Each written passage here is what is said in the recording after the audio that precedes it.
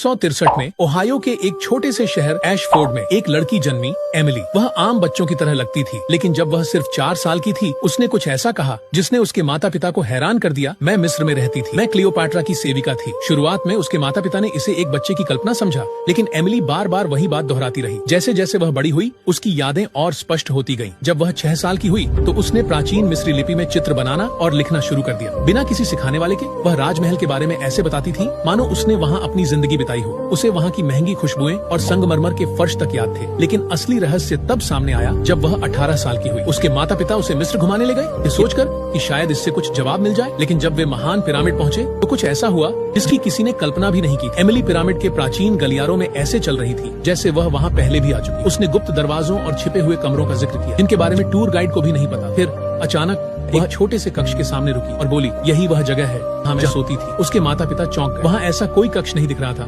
कुछ दिन बाद उस जगह पर खुदाई हुई और जो मिला वह अविश्वसनीय था। एक छुपी हुई कब्र मिली। अंदर एक मम्मी थी, एक सेविका की मम्मी, और वह देखने में बिल्कुल एमिली जैसी लग रही थी। कब्र पर कोई नाम नहीं था, लेकिन उसके ऊपर वही चिन्ह बना था जो बचपन से कागजों पर बनाती आ रही थी। सवाल यह है, एमिली सच में क्लियोपैट्रा की सेविका थी? वह पुनर्जन्म लेकर वापस आई थी? फिर यह सिर्फ एक संयोग था? सच ही हो, लेकिन यही आज भी